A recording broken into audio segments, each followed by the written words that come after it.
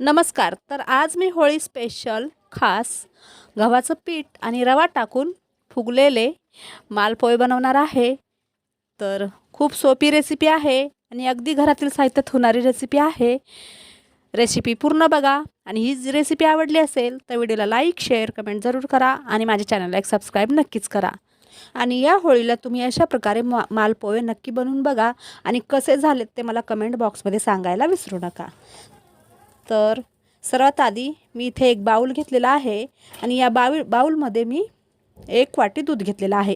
आता याचं माप ना एकदम परफेक्ट घ्यायचं. माप परफेक्ट घेतलं ना, आपण पूर्ण साहित्य एकदम मापानुसार घेतलं ना तर खूप छान मालपोहे होतात. तर इथे ना मी 1 वाटी दूध घेतलेलं आहे आणि याच्यामध्ये अर्धी वाटी मी रवा टाकलेला आहे. आता 1 वाटी दूध टाकून दूध आपल्याला गरम करून थोडं कोमट घ्यायचं, म्हणजे गुणगुणं दूध घ्यायचं आहे आणि अर्धी वाटी रवा टाकून ह्याला मिक्स करायचं. तर आता याला मिक्स केलं आणि आता याच्यात टाकायचं आहे 1 वाटी गव्हाचं पीठ. तर तुम्ही तुमच्या घरातील कुठलंही एखादं भांडं घ्या, त्याने मेजरमेंट करा. आता मी 1 वाटी दूध घेतलं, अर्धी वाटी रवा आणि 1 वाटी गव्हाचं पीठ आणि याच्यामध्ये मी 2 चम्मच खोबरं आणि चवीनुसार मीठ टाकलेलं आहे. तर याला छान आता मिक्स करायचं. आता दूध थोडंसं आपल्याला पुढं लागणार आहे, कधी ते मी तुम्हाला पुढे सांगते.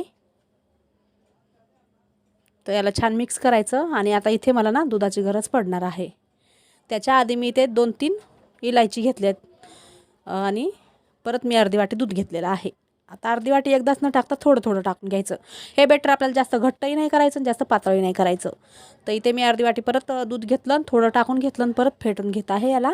त्याला फेटायचं आणि नंतर परत जे उरलेलं दूध आहे ते टाकायचं याच्यामध्ये.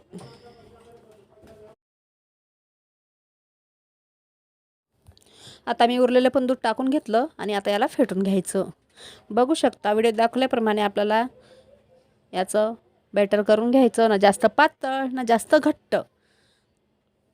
तर इथं आता मिक्स करून घ्यायचं आणि 10 मिनटासाठी याला रेस्टला ठेवायचं. रेस्टला का ठेवायचं, तर आपण याच्यात रवा टाकलेला आहे. तुम्हाला जर रवा नसेल टाकायचा तर तुम्ही रवा स्किप पण करू शकता आणि डायरेक्ट बनवू शकता रेस्टला न ठेवता. पण मी रवा टाकल्यामुळे 10 मिनटं रेस्टला ठेवला. आता बघू शकता 10 मिनटानंतर याच्यातला रवा छान फुगलेला आहे आणि हे सर्वच बेटर छान फुगलेलं आहे. तर आता काय करायचं, याला परत फेटून घ्यायचं आणि आता हे आपल्याला मालपोहे बनवण्यासाठी रेडी झालेलं आहे. तर आता गॅसवर मी पॅन ठेवलेला आहे आणि पॅनमध्ये मी तेल टाकून छान तेल गरम करायचं, म्हणजे जास्त पण गरम नाही करायचं, मीडियमच गरम करायचं. आणि एखादी अशी पळी घ्यायची नाही तर वाटी घ्यायची आणि त्याने हे मिश्रण फेटून घ्यायचं आणि पळीमध्ये मिश्रण घ्यायचं आणि एकदम पॅनच्या मधोमध असं एकाच ठिकाणी टाकायचं. ते आपोआप पसरतं आणि हे मालपोहे फुगतात. तर इथे आता एक मी टाकून घेतलं आणि आता मी चम्मचीने ना याच्यावर थोडंसं तेल टाकणार आहे, कारण ते आता याच्यावर साईडने थोडंसं तेल टाकायचं. बघू शकता हा मालपोहा फुगायला चालू झालेला आहे. तर अशा प्रकारे जर तुम्ही मालपोहे बनवले ना तर पटकन होतात आणि जास्त वेळसुद्धा लागत नाही आणि घरातील साहित्यात होतात आणि एकदम सोपी रेसिपी आहे.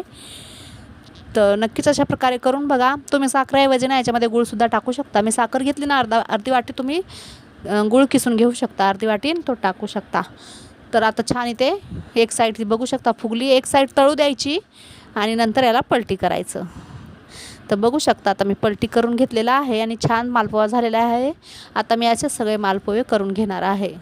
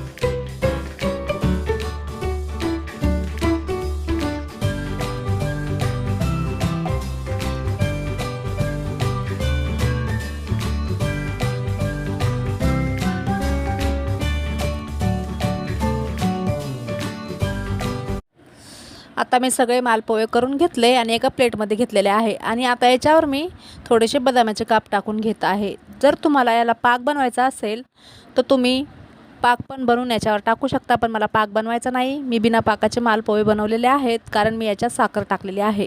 तुम्हाला जर पाकातले खायचे असतील तर तुम्ही जेव्हा हे मालपोहे बनवायला घेणार ना तेव्हा याच्या साखर किंवा गुळ नाही टाकायचा, पाक बनवायचा आणि पाकात टिप करून हे मालपोहे रेडी होतात. तर अशा प्रकारे खूप सोपी रेसिपी मालपुआ गव्हाच्या पीठ आणि रव्यापासून बनलेली ही रेसिपी रेडी आहे. तुम्हाला आवडली असेल तर व्हिडिओला लाईक शेअर कमेंट जरूर करा आणि माझ्या चॅनलला एक सबस्क्राईब नक्कीच करा. चला तर भेटूया परत एका नवीन व्हिडिओमध्ये नवीन रेसिपी घेऊन. बाय. जय महाराष्ट्र.